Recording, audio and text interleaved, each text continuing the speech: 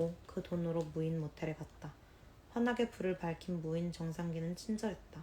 정상기는 우리를 반가워했다. 꼬박꼬박 존댓말을 썼고 질문을 하지 않았다. 무인 모텔은 재떨이를 닮았다. 어디에나 있고 아무나 쓰고 아무나 더럽히고 더럽혀도 다시 새 것이 되고 우리에게 아무것도 묻지 않았다. 그곳은 우리에게 집이 되어 주었다. 해변에 온 것처럼 우리는 한꺼번에 옷을 벗었다. 남이 흘리고 간 채모 위에 우리의 채모를 흘려놓았다. 옆방에서도 나올 포르노를 틀어놓았다. 바닥에 들러앉아 소주를 마셨다. 뒹굴거리다 보면 누가 누구인지 잊혔다. 자정이 되면 친구의 생일을 축하했다. 아침이 되면 순서대로 화장실에 들어가 비치되어 있는 칫솔 2개로 차례차례 이를 닦았다. 같은 샴푸로 머리를 감고 같은 수건으로 물기를 닦았다. 거울 앞에 놓인 스킨과 로션을 같이 발랐다. 아무나 쓸 수 있는 샴푸 냄새와 로션 냄새를 똑같이 풍기며 같은 냄새가 되었다. 나는 친구들이었다. 전날에 묵었던 손님이었다. 옆방, 윗방, 아랫방 손님이었다. 매일 묵을 손님이었다. 아무나였다. 그날은 세상 누구나의 생일이었다. 좋아, 나 콜.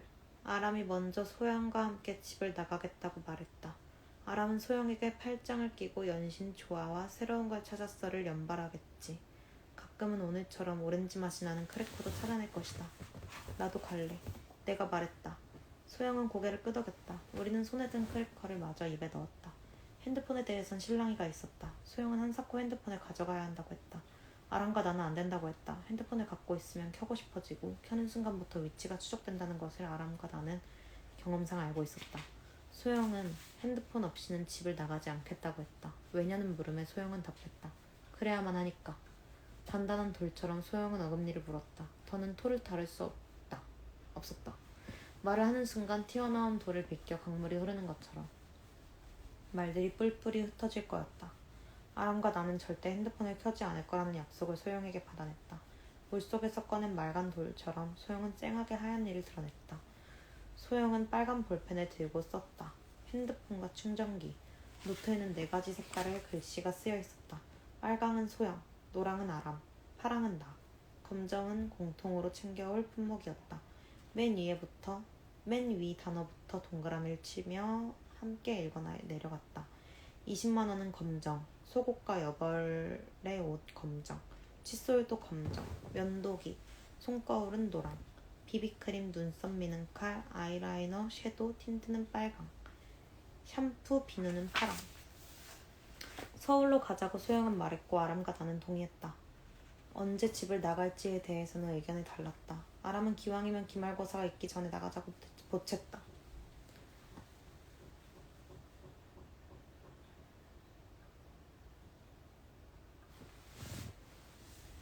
소영은 기말고사가 끝나면 나가자고 했다. 집을 나갈 생각은 있어도 성적을 포기할 생각은 없다며 소영은 단호했다. 나는 어느 쪽이든 상관없었다.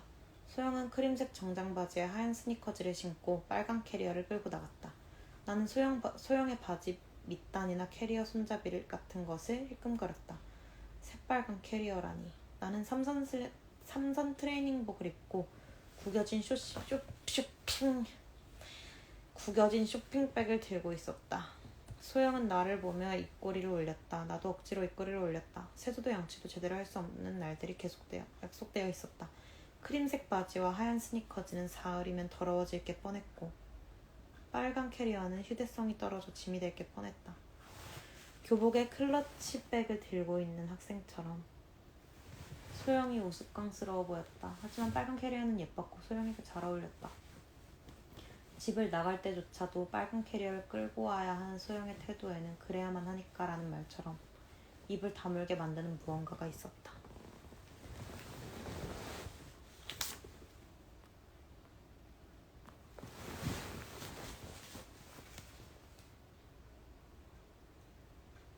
홍수가 나거나 전쟁이 나도 소영은 빨간 캐리어를 끌고 집을 나설 것 같았다. 소영이 걸을 때마다 바지의 무릎 부분에서 슬개골의 윤곽이 나타났다가는 사라졌다. 나는 나의 무릎을 곁눈질했다. 트레이닝복의 무릎 부분이 늘어나 있지 않은 것이 다행스러웠다. 쇼핑백 안에 들어있는 돼지저금통 2개가 쩔렁거리는 소리를 내지 않도록 조심스럽게 걸었다. 아람은 NY라고 써진 야구 모자를 쓰고 책가방을 메고 나타났다. 바지 어디서 샀어? 아람은 소영을 보자마자 소영의 복장에 대해 질문했다. 바지와 캐리어가 예쁘다는 것, 소영에게 잘 어울린다는 것, 자신도 그런 옷을 사고 싶다는 것. 하지만 며칠 안에 바지는 더러워지고 캐리어는 지금이 되고 말 거라는 것. 그래도 너한테는 그게 잘 어울린다는 것. 내가 말할 수 없었던 것들은 아람은 아무렇지도 않게 말했다. 소영의 빨간 캐리어 안쪽 포켓에는 신용카드 한 장이 들어있었다. 아람의 책가방에는 금반지와 금목걸이들이 들어있었다. 상가의 입구에서 우리는 흩어졌다. 소영은 현금 인출기에서 현금 서비스 인출을 했다. 아람은 금은방에서 반지와 목걸이들을 팔았다. 나는 은행에 들어가 동전을 지폐로 바꿨다. 돈을 들고 우리는 상가 입구로 모였다. 지폐를 지갑에 넣으며 소영이 말했다. 머리부터 할까? 아저씨들. 3층 건물로 된 신주쿠 미용실에 들어갔다. 대전 시내에서 가장 큰 미용실이었다. 그 앞을 지날 때마다 나는 미용실 안 사람들을 구경했다. 사람들은 머리에 비닐을 뒤집어 쓴 채 다리를 꼬고 앉아 있었다. 무릎 위에는 커다란 쿠션이 놓여 있었고 그 쿠션 위에는 잡지가 펼쳐져 있었다. 한 손에는 머그잔이 들려 있었다. 어떤 사람들은 쿠키를 집어먹고 있었다. 어떤 사람들은 종업원으로부터 네일 케어를 받고 있었다. 그들은 머리 스타일을 바꾸고 있다기보다는 귀빈이 되어 접대를 받고 있는 것처럼 보였다. 종업원이 일본어로 인사를 외치며 안내했다. 종업원은 무릎을 꿇고 앉아 헤어스타일 모음집과 음료수 메뉴판을 건네주었다. 소영은 아메리카노를, 아람은 스무디를, 나는 아이스 초코를 선택했다. 음료수를 마시며 헤어스타일 모음집을 돌려보았다. 셋이 똑같은 머리를 하고 있으면 금방 잡힐 거야. 근데 이 메뉴 진짜 대박이다. 진짜 성민이는 아메리카노밖에 안 마시고 미나 언니는 초콜릿을 진짜 좋아하고 저도 스무디를 먹는 편인 것 같아요. 신기하다. 아람이 말했다. 소영은 영양을 듬뿍 넣은 매니큐어를 선택했고 아람은 하늘색 염색을 선택했다. 나는 푸들 같은 파마를 선택했다. 다리를 꼬고 앉아 처음 보는 광고들이 가득한 잡지를 진지하게 읽었다. 각자 마련한 20만 원 중 10만 원 이상씩을 미용실에 써버렸다. 우리 서울에 가도 먹어주겠다. 아람이 거울에 코를 바짝 대고 말했다. 나는 쟁반 위에 놓여있던 쿠키를 마저 집었다. 소영의 쟁반에는 쿠키 몇 개가 남아있었다. 집었던 쿠키를 도로 쟁반에 내려놓았다.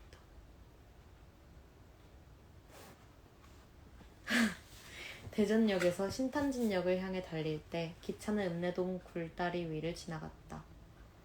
언덕 꼭대기에 동건 빌라가 보였다. 우리 집 창문도 보였다.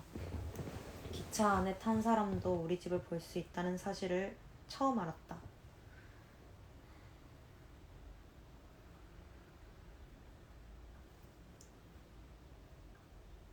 강희가 지금 창밖을 보고 있다면 나와 마주보고 있는 셈이었다. 행인도 없는 창밖을 바라보면서 강희는 멀리 떠나는 사람들과 매일 눈을 맞추었을지도 몰랐다. 꼬마들은 아직 학교에 있는지 보이지 않았다. 교실 안에서 기차 소리를 듣고 있을 거였다. 그토록 큰 소리를 내며 멀어져 갔던 기차였지만 객실은 조용했다. 서울역에 내려 지하철역으로 향했다. 매표 기계 앞에서 나는 침을 삼켰다. 지하철 노선도를 바라보았다. 어지럽게 엉켜있는 색색의 선들이 부담되었다. 대전은 지하철 1호선 공사가 한창이었다. 한 번도 지하철을 타본 적이 없었다. 나도 모르게 소영을 바라보았다. 외제 사탕통을 가지고 있는 소영이라면, 영어 교과서를 유창한 발음으로 읽어나가는 소영이라면 지하철 정도는 타봤을 거라고 여겼다. 소영은 주머니에 손을 넣은 채 가만히 서 있었다. 내가 보고 있다는 것을 알고 있으면서도 다른 행인들만 주시하면서 딴청을 부렸다. 대전을 벗어나고서야 전민동 아이 또한 충청도 아이에 불과하다는 사실을 알았다. 소영의 크림색 정장 바지가 촌스러워 보였다. 서울 아이들은 이런 바지를 입지 않을 것만 같았다. 그러나 서울 아이 또한 한국을 벗어난다면 마찬가지일 것이다. 우리는 모두 변방의 사람들이었다. 우리는 서울 사람들이 지하철표를 뽑는 과정을 유심히 관찰했다. 표를 넣고 개찰구를 무사히 통과했을 때 시험에 통과한 것처럼 기뻤다. 우리는 무인 모텔 대신에 무인 공간을 찾아냈다. 숨어있기 가장 좋은 CCTV가 없는 고층 아파트의 비상용 계단이었다.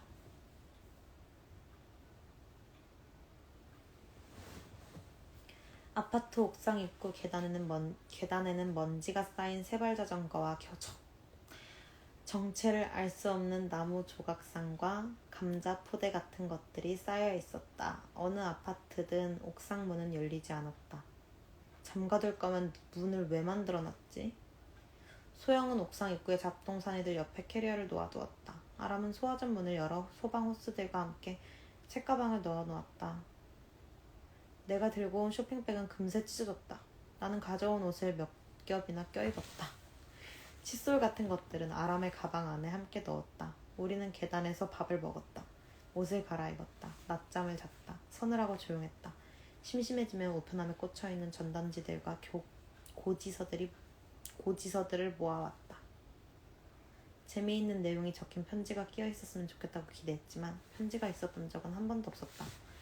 홈쇼핑 잡지 같은 것들이 끼어있기는 했다.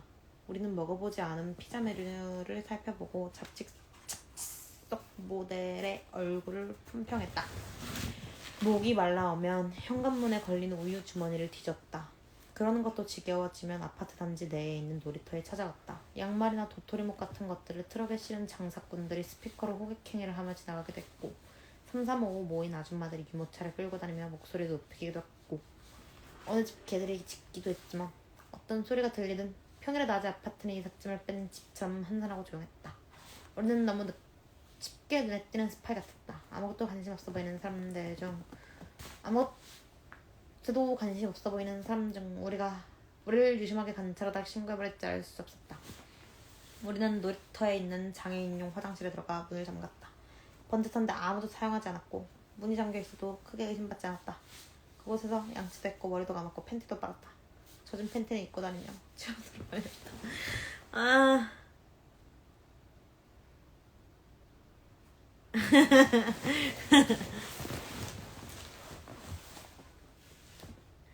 젖은 팬티는 입고 다니며 체온으로 말렸다. 놀이터에 앉아있는 할아버지가 우리를 유심히 바라보면 다른 아파트 단지로 옮겨갔다. 저녁에 계단은 안전하지 않았다. 계단에는 대부분 센서 등이 달려있었다. 움직일 때마다 신호탄을 보내는 것처럼 불이 켜졌다. 움직이지 않았는데 켜지기도 했다.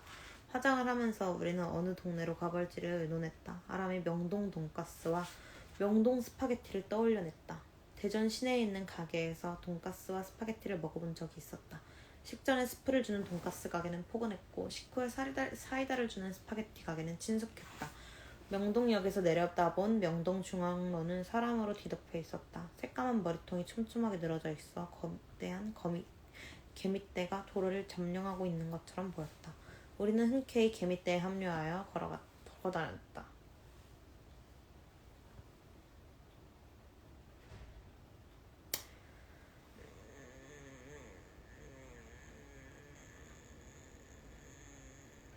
진짜 명동 돈가스 가게도 찾아보고 진짜 명동 스파게티 가게도 찾아보았다. 그리고 밤이 되길 기다렸다. 네온 사인이 켜지기를 기다렸다. 11시가 되자 명동의 인파는 약속을 한 것처럼 지하철역을 향해 걸어갔다.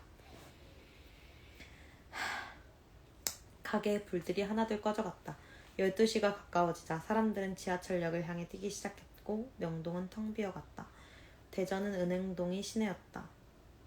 낮이든 밤이든 은행동에서 모든 유흥을 해결했다. 밤이 깊어질수록 시내가 화려해지는 것은 당연한 일이었다. 밤과 함께 텅 비어가는 시내가 있다는 것이 이상했다. 맞아. 명동 가. 다들 어디로 가는 거예요? 지하철역으로 들어가는 행인을 붙잡고 물어보았다. 행인은 눈썹을 찌푸리더니 지나가 버렸다. 지금 사람이 가장 많은 동네는 어디예요? 여기서 가까운 곳 중에서요. 다른 행인을 붙잡고 물어보았다. 종로로 가야지. 우리는 택시를 타고 종로에 갔다. 우리가 기다리던 네온 사인과 조금 입이 점점 굳어가는 느낌? 더 풀려야 되는데 굳어가는 느낌? 우리가 기다리던 네온 사인과 인파는 그곳에 있었다. 다들 여기로 왔나봐. 우리는 웃었다. 명동 사람들과 종로의 사람들이 서로 다른 사람일 수도 다른 사람들일 수도 있다는 생각은 하지 못했다. 학교가 끝나면 아이들이 우르르 몰려 떡볶이집이나 오락실에 가는 것처럼 명동의 사람들이 어느 시간이 되면 종로로 이동하는 줄 알았다. 서울이 얼마나 거대한 도시인지, 얼마나 많은 사람이 서울에 사는지 우리는 몰랐다. 서울 사람들만의 비밀 경로를 알아낸 듯이 우리는 기뻐했다. 우리는 매일매일 종로에 앉아 있었다. 술에 취한 남자를 보며 아람이 다가갔다. 아람은 그 남자를 데리고 돌아왔다. 아저씨는 왜 데리고 왔어? 소영이 아람을 잡아 끌었다. 같이 다니면 좋잖아. 돈은? 안 물어봤는데 아람은 빙글빙글 웃었다. 이후로 술에 취한 남자를 보면 내가 남자에게 다가갔다. 저기요, 집에 가야 하는데 지갑을 잃어버려서요. 차비 좀 빌려주시면 안 될까요? 이따금 10,000원짜리를 내어주는 사람도 있었다. 어제도 받아갔잖아.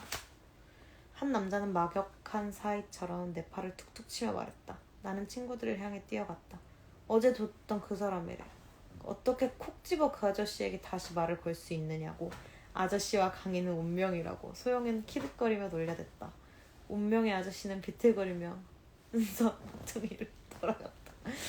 밤이 깊어가길 기다렸다. 길거리에 앉아있기만 해도 아저씨들이 다가와 밥은 먹었느냐고 물어보았다.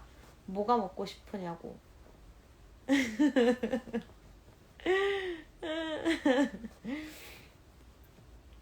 뭐가 먹고 싶으냐고 뭐든지 사주겠다며 호의를 나타냈지만 먹고 싶다는 햄버거를 사주진 않았다. 아저씨들은 우리를 데리고 자신들이 정해놓은 데로 찾아갔다. 감자탕 아니면 해장국에 소주를 시켰고 자신의 이야기를 늘어놓았다. 이야기 속의 아저씨들은 적어도 자기 말로는 대단한 사람들이었다. 대머리든 쉰내가 나든 손톱 밑에 까맣든 마찬가지였다. 저도 아저씨처럼 살고 싶어요. 소영은 마음에 없는 말을 하며 술잔에 부딪혔다. 아저씨들은 먹고 싶은 것을 얼마든지 시키라며 큰 목소리로 이모를 불렀다. 아저씨들은 이름을 말해주지 않았다. 그러면서도 우리의 이름은 물어보았다. 아람은 새로운 이름을 하나씩 만들자고 제안했다. 간판을 보면서도 전단지를 보면서도 이 부분 좋아. 간판을 보면서도 전단지를 보면서도 나는 이름에 대해 골몰했다. 세상에 존재하는 이름은 대부분 그렇게 지어질 만한 이유가 있었다. 2배로 마트는 2배로 큰 마트가 되고 싶은 것처럼 보였고 카르보나라는 카르보나라처럼 생겼다. 무엇이 되고 싶어서 혹은 이미 그 무엇이어서 그것들은